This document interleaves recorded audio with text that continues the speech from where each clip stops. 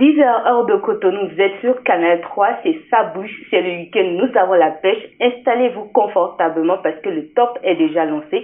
Bienvenue parmi nous, c'est un week-end prolongé, donc tout le monde est en forme et on vous propose aujourd'hui un cocktail de Numelka et de coup de foudre. Mais avant toute chose, donnons la parole à Monsieur Roland Ribou, président du Conseil des investisseurs privés au Bénin, pour nous passer ce message d'information.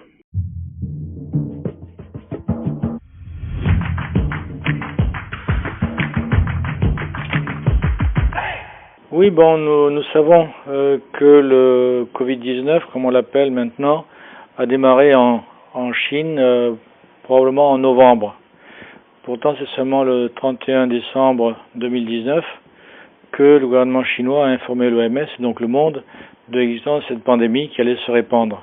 À ce moment-là, elle a déjà commencé à se répandre en Chine et en janvier, elle a commencé à atteindre les pays limitrophes de la Chine, c'est-à-dire la Corée, Taïwan, Hong Kong, la Thaïlande, ainsi que les États-Unis. En février, on est passé à un autre saut, un saut qualitatif et quantitatif important, puisqu'elle a atteint l'Europe où on a commencé à en parler de façon récurrente, Italie, France, Espagne et de manière générale tous les autres pays européens.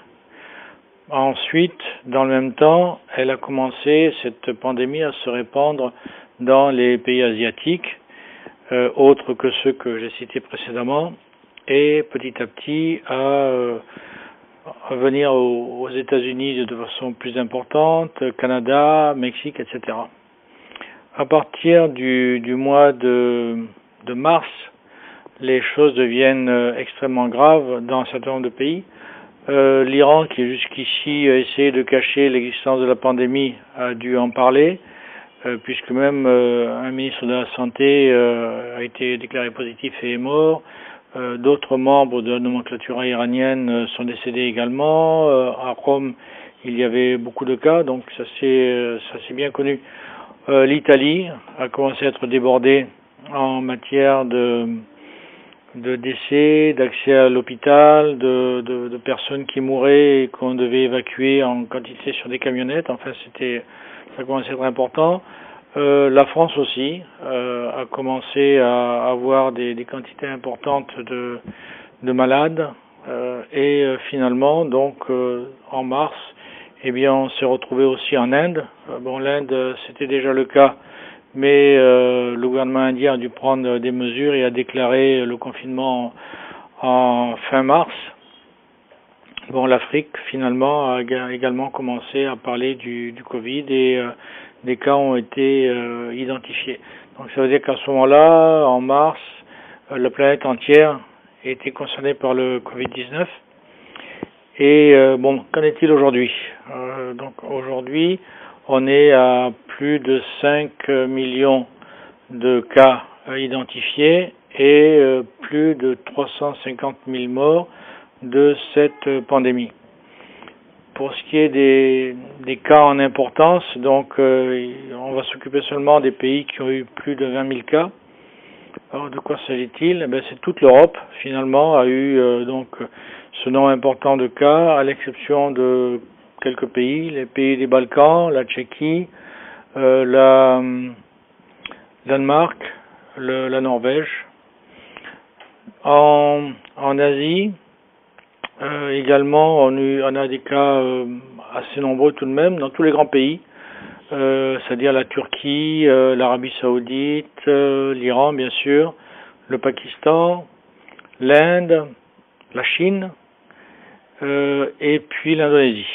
Tous les autres pays sont à des niveaux moins importants, à l'exception de Singapour qui a quand même un nombre de cas supérieur à 20 000.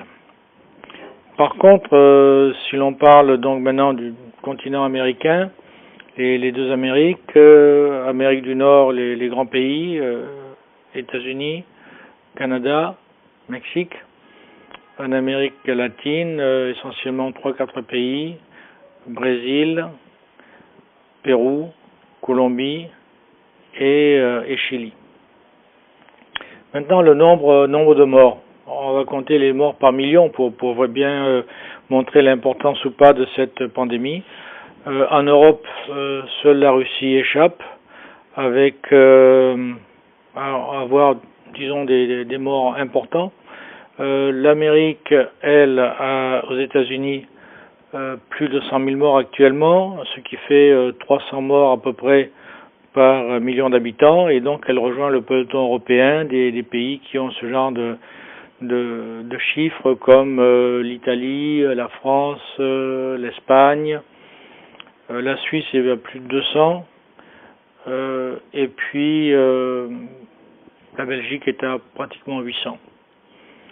Le Canada est à 170, le Brésil, le Mexique sont aux environs de 80, les autres pays sont aux environs de 20 morts par million d'habitants en Amérique. L'Asie est très peu impactée finalement. L'Iran est à 50 à peu près, la Turquie aussi, et tous les autres pays sont du côté de 3-4, y compris la Chine d'ailleurs, qui est quand même un pays très peuplé, mais aucun de ces pays n'a des chiffres extrêmement importants. Reste l'Afrique. Alors l'Afrique, c'est le grand mystère. Le virus n'a pratiquement impacté l'Afrique. Le seul pays où il y a plus de 20 000 cas, c'est l'Afrique du Sud. En Afrique du Nord, on a des maximums de 14-15 morts par million d'habitants. Algérie, Égypte. Afrique subsaharienne, on est plutôt dans 1, 2, 3 morts par million d'habitants, y compris notre voisin le Nigeria, qui n'a que 1 mort par million d'habitants. Bien entendu, le Bénin, lui, a 0,3 morts par million d'habitants. Voilà. Premier apéro de ce samedi sur Sa Bouche, je l'ai annoncé, c'est Numérica avec Aboubacar Sadikou.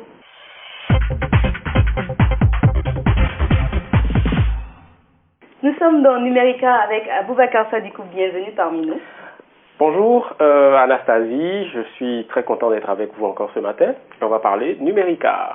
Déjà, je peux vous souhaiter joyeuse fête de la Pentecôte, joyeuse fête de Novitcha, même si on ne va pas célébrer Pour cette ne pas année. voir à tort la pente de vos côtes, je vous souhaite une bonne fête de Pentecôte. Merci Aboubacar. Donc, Numérica de ce jour, de quoi est-ce que nous allons parler? Aujourd'hui, nous allons parler d'une plateforme d'automatisation de réponse qui permet de gérer au mieux la relation client d'une entreprise. D'accord. Et il s'agit du robot Kilibot. Kilibot. D'accord, je vous suis alors. Alors pour ça, on reçoit Monsieur Elias Missenhon. Il est promoteur de Kilibot. Il est très jeune d'ailleurs, comme on peut le constater. Bonjour Elias. Bonjour. Ça roule? Ça va très bien. bien. Elle est belle? Ça va bien. Le monde est beau? Très beau. En fait, il répond de façon automatisée. Automatique, justement. Bienvenue sur le plateau de Sa Bouche, monsieur. C'est Missenhon ou Missirou? Missirou. Missirou, voilà, je prononce mieux que vous. Missirou. Missirou. Ça veut dire quoi, Missirou? Respectez le sang. Ah, Missirou. Ok, d'accord, on capte mieux. Alors, vous savez, on a un penchant pour les jeunes talents, les jeunes prodiges, et je suis sûre que vous avez le profil, déjà par votre apparence et du fait que vous apparaissez dans Numérica. Justement, et puis il a l'air d'un ange. Merci. Alors, Elias, Kilibot, c'est quoi? Alors, Kilibot, c'est une plateforme d'automatisation donc qui permet aux entreprises d'automatiser leurs relations clients, de pouvoir répondre de façon automatique aux demandes des personnes qui sont intéressées à leurs produits ou services à travers les réseaux et les plateformes d'échange instantané. Notamment Facebook, Messenger. Voilà, Facebook, Messenger et également à travers le site internet.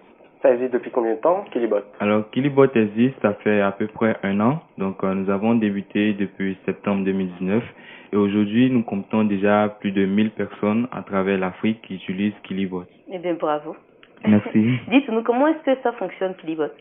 Alors, Kilibot, ça fonctionne déjà comme une plateforme en ligne. Et donc, pour y accéder, vous avez juste besoin de vous rendre sur www.kilibot.com et vous accédez à la plateforme depuis n'importe quel appareil, que ce soit un smartphone ou un PC. Donc, vous pouvez vous connecter sur la plateforme et créer un compte et ensuite commencer par mettre en place vos processus d'automatisation pour gérer vos médias sociaux et votre relation client. Cela veut dire donc que c'est pas un robot physique comme on pourrait l'imaginer. Non, pas du tout. Tout se tout. passe en ligne puisqu'on parle du numérique. Un robot intelligent, on va dire. Un robot intelligent. Oui, tout se passe de façon virtuelle. Donc, c'est pas un robot que vous allez voir. Ça donne l'impression d'être physique. Voilà, mais ça donne l'impression vraiment d'être physique. Voilà. Donc, si c'est que ça donne l'impression d'être physique et qu'en même temps c'est personnalisé, c'est que ça n'a rien à voir avec un standard. Je suppose que le robot étudie le profil de la personne qui est en face, c'est ça? Oui, justement. Et quand une personne, par exemple, va vous contacter, le robot va lui donner une réponse personnalisée en fonction de son nom. Donc, si par exemple la personne s'appelle Jean, le robot lui répondra et lui dit «Salut Jean, bienvenue chez telle entreprise». Donc, la réponse, elle est personnalisée en fonction du profil du client et même, ça peut aller bien au-delà en fonction du sexe et tout. Donc, on comprend clairement que c'est un grand besoin. Enfin, les entreprises ont forcément besoin de cette plateforme d'automatisation de réponses pour mieux gérer leurs relations clients. Mais n'empêche, est-ce que c'est toutes les entreprises qui en ont besoin? Oui, aujourd'hui, aujourd'hui, toutes les entreprises en ont besoin parce qu'il faut comprendre que l'automatisation est aujourd'hui une révolution dans le marketing digital. Quand nous prenons par exemple Messenger. Sur Messenger, les entreprises arrivent à atteindre des taux d'ouverture jusqu'à 80%, ce qui n'existait pas auparavant à travers les canaux qu'on avait traditionnellement en termes de marketing. Donc, si on prend par exemple l'emailing, avec l'emailing, vous allez atteindre des taux d'ouverture de 18%, 20% et les taux de conversion sont très faibles. Alors qu'avec Messenger, par exemple, vous avez des taux d'ouverture bien au-delà qui vont jusqu'à 80% avec de très bons taux de conversion et vous êtes dans l'intimité des gens parce que vous gardez le contact et vous pouvez le contacter à tout moment directement dans leur boîte de réception. D'accord, c'est très intéressant. Et vu cet état de choses, en termes concrets, quelle est la valeur ajoutée du robot KiliBot? La valeur ajoutée que nous avons chez KiliBot, déjà, c'est que nous sommes une solution made in Benin et de façon plus globale africaine. Et donc, nous sommes très local et nous comprenons le besoin des entreprises comparativement à nos concurrents qui, eux, ne sont pas en Afrique. Et également, nos concurrents sont principalement des anglophones, donc qui ont des plateformes, des solutions qui sont en anglais, avec un support client très particulier. Mais ici, par exemple, nous sommes en Afrique, notre solution est en français, donc nous comprenons les besoins de nos clients et nous adaptons en fonction de leurs demandes et de leurs besoins. Super. Aujourd'hui, toutes les entreprises, comme vous l'avez dit, ont forcément besoin d'accéder à cette plateforme d'automatisation de réponses pour une meilleure gestion de leurs relations clients. Mais le bien fondé se trouve à quel niveau véritablement? C'est quoi? Le pourquoi, c'est quoi? Le pourquoi, c'est parce que avec aujourd'hui, s'ils automatisent leurs relations clients, ça leur permet de garder un très bon contact avec leurs clients. Parce que lorsqu'un client vient par exemple sur votre page Facebook et vous contacte, à l'instant où nous sommes par exemple et vous êtes sur ce plateau. Bon, donne un exemple, hein, on est sur Sa Bouche. Voilà, vous êtes sur Sa Bouche par exemple. C'est une émission qui a une page Facebook et d'autres comptes. Voilà. Donc, à l'instant maintenant que vous êtes ici, supposons qu'un client est intéressé par vos services ou vos produits et vous contacte sur votre page Facebook. Actuellement, vous êtes occupé, vous ne pouvez pas lui donner une réponse tout de suite. On est en train de vous recevoir, vous. Voilà. Alors que le client, il a envie à cet instant-là et il est important que vous saisissez cette opportunité pour lui délivrer la bonne information et de le convertir très rapidement. Parce que lorsqu'un client veut un produit ou un service, c'est un désir et le désir n'est pas là infiniment. Donc, il faut être très rapide, lui donner proactif et lui donner une réponse très rapidement. Donc, si vous vous mettez à l'automatisation aujourd'hui dans votre entreprise, bien que vous êtes sur ce plateau, à l'instant là, le client aura une réponse et pourra se décider immédiatement. Maintenant, si vous ne lui donnez pas une réponse, il peut se tourner vers un concurrent qui lui peut-être sera beaucoup plus rapide à lui donner une réponse et du coup, il va se décider d'aller vers ce concurrent. Même si la qualité là-bas est douteuse. Voilà, parce qu'il va se dire, si là-bas on me donne une réponse beaucoup plus rapidement, c'est que le produit ou le service sera de qualité ou ces gens seront disponibles à m'accompagner après. Parfait. D'accord. Au-delà, je trouve ça quand même assez génial parce que au-delà de tout ce que vous avez cité, moi je vois plein d'autres avantages, même si ça fait quand même, je vais dire, je sais pas, ça réduit la main d'œuvre, mais l'autonomisation de ces réponses-là aide quand même parce que si c'était un être humain, parce qu'on est sensible, on a des émotions, je suppose. Il sera fatigué, il aura mal aux yeux devant l'écran. Peut-être pas d'humeur, ou c'est peut-être les clients sont parfois un peu taquins aussi, et donc il sera pas assez, comment dire, tolérant envers cette personne, alors que le robot est statique. Il sait exactement comment apparaître. Le robot n'a pas de sentiment. Voilà, il n'a pas de sentiment voilà. Et en plus, donc, il peut répondre à plusieurs personnes simultanément. Parfait. Alors que si vous êtes un homme, vous êtes limité, vous pouvez pas répondre par exemple à 1000 personnes. dans un... On s'en mêle facilement les pinceaux aussi. Voilà. Ce sont toutes les personnes de l'entreprise qui doivent gérer cette plateforme où c'est exclusivement dédié à une partie du personnel. Alors, aujourd'hui, vous avez le choix dans votre entreprise, tout le monde peut s'en charger, mais il est vraiment recommandé que cette tâche soit confiée plus principalement aux community managers, aux social media managers qui, eux, sont déjà dans tout ce qui est gestion de relations clients et donc pourront beaucoup plus facilement mettre tous les processus d'automatisation en place pour pouvoir vous aider à prendre en main facilement cela. On passe à ce processus sur l'émission Ça bouge. Super. Alors, il n'y a pas de problème, on pourra le faire. Parfait. Merci beaucoup, Monsieur Missirou. C'était un plaisir de vous recevoir. Vous nous donnez votre contact?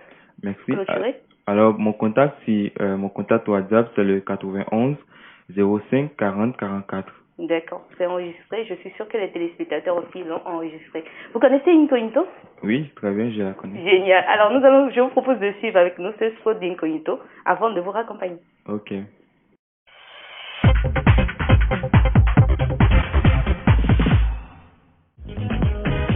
Avec eux, on ne s'ennuie jamais.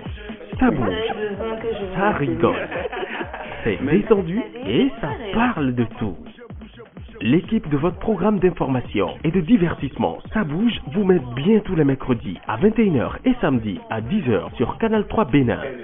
Partenaires et annonceurs, profitez de ce canal pour faire connaître vos biens et services pour le maximum de chiffre d'affaires. Téléphone 61 50 94 94 61 50 95 95. Franchement, On est des oh là là.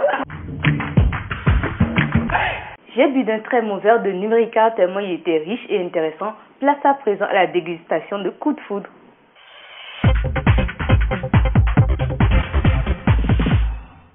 Sylvie nous a rejoint pour illuminer davantage notre week-end et avec elle nous irons à la découverte du label Danseurs du Royaume. Bienvenue Sylvie. Merci beaucoup Anastasie. Une fois encore bonjour. Bonjour. Comment allez-vous? Super bien. Et oui, c'est le week-end et comme on dit souvent, voilà, un week-end prolongé, il faut un peu de danse pour égayer le week-end. Oui. Évidemment, donc nous allons parler d'un groupe Danseurs du Royaume. C'est un label qui a créé son univers il y a 1 an et avec le meneur de ce label, nous allons parler un peu et découvrir encore plus ce label et ce groupe de danse.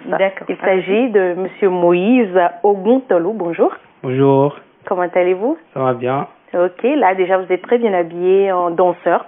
Merci. Puisqu'on va parler de danse. Danse urbaine, je suppose. Oui. Avant tout, désolé, les bonnes manières, bienvenue sur Ça bouge. Merci beaucoup. Il faut quand même le dire. Voilà, alors, Danseurs du Royaume, c'est quoi? Danseurs du Royaume, c'est un label de danseurs chrétiens.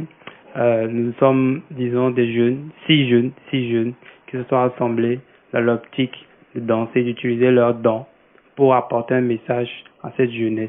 D'accord. 6 jeunes, hommes et femmes? Oui, hommes mélangés? et femmes. Oui, 3 garçons, 3 filles. D'accord.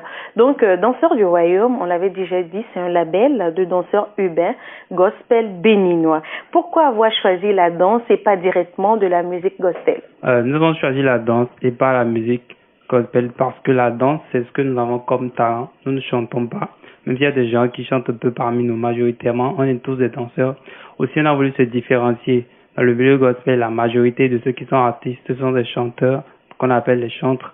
Mais nous, on a voulu apporter un plus. On a voulu amener ça un peu plus loin. Faire comprendre aux gens que le talent, le don, c'est pas que le chant, mais qu'on peut danser aussi. On peut utiliser son corps pour exprimer un message. Sa gratitude et sa reconnaissance envers Dieu, oui. Oui, je leur dis déjà bravo parce qu'effectivement, en termes de gospel, c'est beaucoup plus la voix qu'on recherche, effectivement. Et donc, la danse est surtout pour des jeunes. Et je rappelle, il a signé danse urbaine. Donc, c'est vraiment juste waouh. Vous apportez une autre tournure, enfin, une autre image, une autre facette de la célébration divine. Exactement. Et tout ceci, on va découvrir à travers une vidéo de vous. Vous êtes prêts? Oui, je suis prêt. Ok, on y va. On va danser? Oui, on va bouger? Oui. Ok.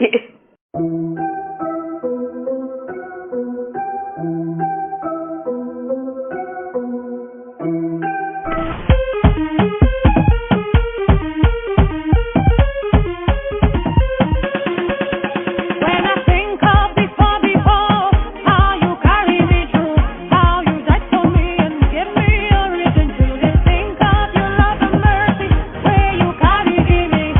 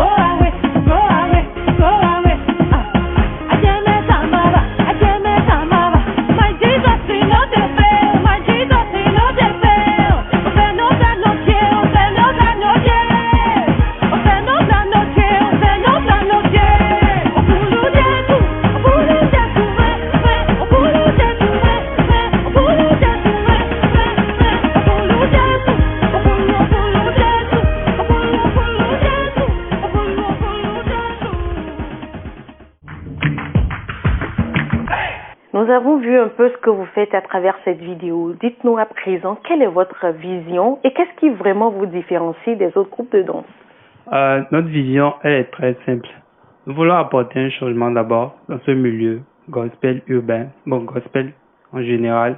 Nous voulons utiliser la danse pour apporter des messages à la jeunesse qui est confrontée à plusieurs problèmes comme la drogue, l'alcool, la perversité. Nous croyons que si nous utilisons la danse que plusieurs jeunes aiment, nous pouvons changer les mentalités. Dans le même temps, nous avons instauré un événement qu'on appelle Dansons pour Dieu, qu'on a fait en 2019, qui est un concours de danse qui rassemble plusieurs danseurs. Et à travers ce concours, on peut venir danser sur une musique qui véhicule un bon message. Pas que je dénigre les autres artistes, je précise, c'est tout. Si dans le même temps, en juin 2020, c'est-à-dire le mois prochain, on prévoit faire un clip, notre prochain clip qui s'intitule God People, ce qui signifie peuple de Dieu. Le peuple de Dieu qui est un peuple justifié, pardonné, transformé, aimé surtout. Et c'est toujours un message qu'on veut apporter de plus, une fois de plus. D'accord. Voilà. Moi, tout de suite, je pense peut-être, je ne sais pas, ça c'est moi, je me dis, en dansant avec tout ce qu'on a vu dans la vidéo tout à l'heure, peut-être vous avez un écran devant vous et vous suivez peut-être les pas de ce qui se fait dans l'écran. On va faire un freestyle. Ok, bah, y a pas de problème. C'est bon, Anastasie? Moi, je suis partant pour bouger. D'accord. Alors, déposez votre micro. Ok. Je chante et vous allez me suivre. On y va? D'accord. Que Jésus soit loué de gloire en gloire. Oh, il a le rythme. Bravo, c'est bien, oui. Mais ça se voit effectivement qu'il a le rythme. C'est pas quelque chose de tellement travaillé, c'est inné. Parce que il ça vient de façon naturelle, comme ça, moi, bof. Ça bloque. Ça bloque. On va prendre des cours. Oui. On a vu un de vos visuels tout à l'heure et vous avez à votre actif 2 teasers. Et il y a aussi un événement de danse urbaine dénommé Dansons pour Dieu. Parlez-nous un peu plus de ça. Dansons pour Dieu, c'est d'abord pour apporter un changement. On voulait faire comprendre aux gens que le gospel, c'est pas seulement aller à l'église, c'est pas adorer Dieu, c'est pas seulement une question d'église, c'est pas seulement aller à l'église, prier Dieu. Nous voulons changer, nous voulons amener Dieu dans la rue, pas laisser Dieu dans les églises. Nous voulons juste que les jeunes comprennent Dieu que partout. Oui, Dieu partout. Faire comprendre aux jeunes que le don qu'ils ont en eux, ce don-là, ils peuvent bien l'utiliser pour la gloire de Dieu. C'est-à-dire que les jeunes qui dansent ont leur même musique qui parle de Dieu ou qui véhicule les bonnes valeurs, les valeurs qui peuvent leur amener à avancer, qui ne peuvent pas les entraîner dans la débauche. Utiliser ce don, par exemple, danser, c'est une sorte de concours, mais c'est pas pour dire que tel groupe est meilleur, mais c'est juste une sorte de concurrence, de challenge qu'on installe pour qu'ils puissent bien l'utiliser, pas négativement. En même temps, adorer Dieu autrement. Oui, dans le même temps. Voilà. Et concrètement, ça va se passer comment? Ça s'est passé en 2019. Ok. C'était la première édition. C'était la première édition en décembre. Cette année, on prévoit aussi le faire en décembre, mais on n'est pas encore fixé, puisqu'il y a le Covid-19 qui est venu. On espère qu'après ce changement, on va le faire. Là, la particularité cette année, c'est qu'on voudrait, on a comme vision que ce soit pas seulement béninois, mais que ce soit international, qu'il y a d'autres pays. Oui, qu'il y a d'autres pays qui s'ajoutent, qui viennent participer. D'accord. Ça se limite pas seulement au Bénin. Donc, n'importe quel danseur peut participer à cet événement. Oui, n'importe quel danseur, s'il vient, on lui met une musique qui va avec. Et il fait en freestyle ou bien c'est déjà préparé à l'avance? Alors, ils ont le temps de se préparer. Il y a, oui, ils viennent faire leur chorégraphie. D'accord. Vous avez une tranche d'âge ou?